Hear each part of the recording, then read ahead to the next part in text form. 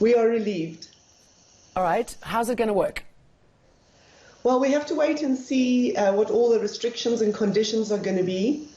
So we're waiting for that, but all the training's been completed, the protocols are completed. So we're just waiting to slot in the detail, how many people, the distance, all of that information. Once that's done, we're good to go. We've got a rollout plan, and all the sit-down restaurants will have access to everything they need.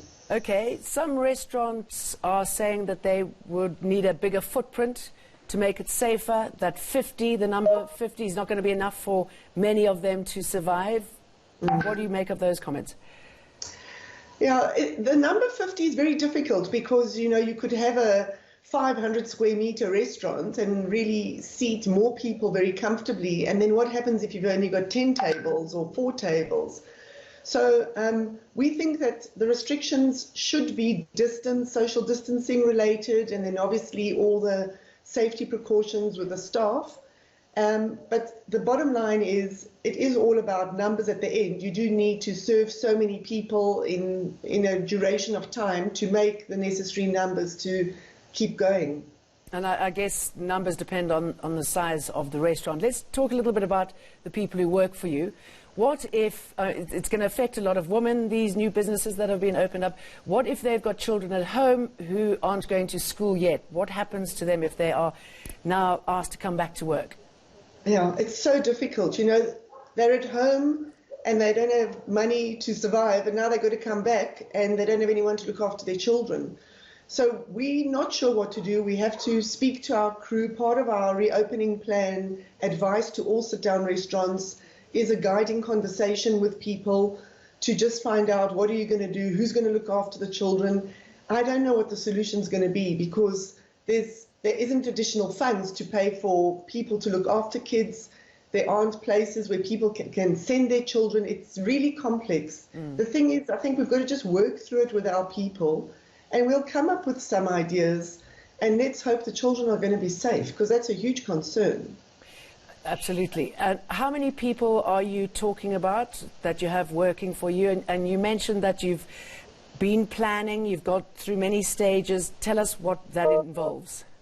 So the restaurant collective represents sit-down restaurants. So we estimate there's about 15,000 sit-down restaurants. And let's say each restaurant employs on average 30 people, because there's shifts. So it's a lot of people. It's a good sort of 500,000 odd people. So from a training and safety protocol and PPE perspective, the restaurants have been getting ready for weeks and weeks and weeks. It's now about listening to, what does the government expect? How are we going to control things? And how are we going to make sure that people are safe at work, and help in some way for them and their children to be safe at home? But the restaurateur won't be able to take responsibility for that. We just want to be able to have the conversations and take care of our people holistically. And how are you going to convince people like me to come into your restaurant? What needs to be done there? I should imagine quite a bit of work. There is a lot of work, and we've been tracking what's happening in other countries. We've heard that in some states in America that there's actually been overcrowding. Some of the Ocean Basket restaurants have opened in Mauritius and Zimbabwe and Cyprus.